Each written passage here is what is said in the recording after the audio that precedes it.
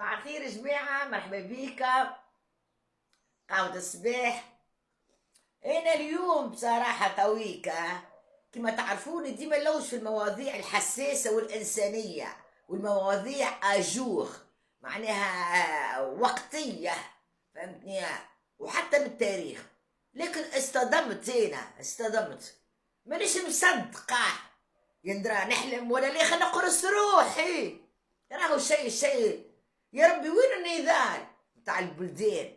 الجزائر وين نضالها مع الفلسطينيين؟ الجزائر اللي قتلك هنا، مصر ما خلتنيش نتعدى، قلنا لها بتضربي من بلادك، ما عندك الصاروخ عبر القارات، وعندك شو اسمه هذاك الغواصه عبر القارات، اي وقت التراكتور اللي عندك عبر القارات، وقت المدافع وترى شنو حاسين، وهذا كله مشى في الهواء.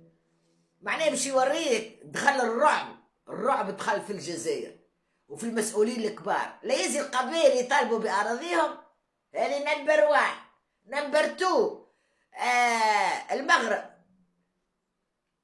المغرب طالب الصحراء والغربية والشرقية، معناها زوز،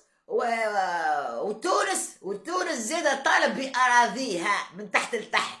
خاطر شكون؟ معناها تو معناها تونس باش تخلى على أراضيها وكل الحدود متاعها وكل الغاز اللي هما يبلعوا فيه عمر كاملة.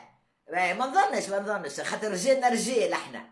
وحتى ولو قيس سعيد هذاك مشى يجري مسكين تبون، حط يده تاع قيس سعيد، هو يجري على قيس سعيد، شفناها احنا في المطار نتاعو هابط قيس سعيد ديريكت شدوا من يده.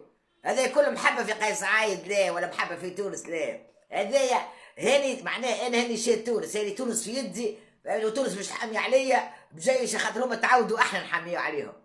احنا عندنا كلمه في الامم المتحده ونحميو عليهم، فهمتني؟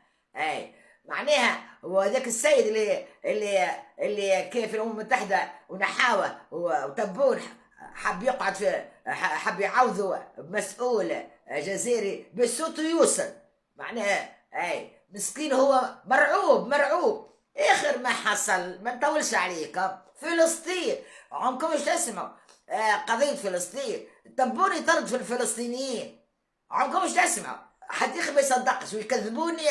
هو البرهان بلدان محددة تمهيدا لترحيلهم داعين بالأسبوعين نشدنا فيها الجزائر، الجهات المسؤولة، الرئيس، الشعب الجزائري، وإحنا يعني كان صدى الموضوع إنهم استجابوا. الرد كان إنهم أوكي حيعطوهم الإقامة للجزائر. تفاجأنا قبل يومين إنه القرار تراجعوا فيه. طيب يعني كيف؟ وين يروحوا؟ ايش يعملوا؟ تبهدلوا الاولاد اكثر من اللازم. احنا بنطالب الرئيس محمود عباس بالتدخل العاجل مع السفير الفلسطيني في الجزائر لؤي عيسى، بعد ما اعطوهم حق اللجوء والاقامه لهم فرحوا وفرحنا معاهم. بعد يومين تفاجئنا بترحيلهم على عده بلاد وهم برفضوا اللجوء الى البلاد هذه. ليش عملوا فيهم هيك الجزائر؟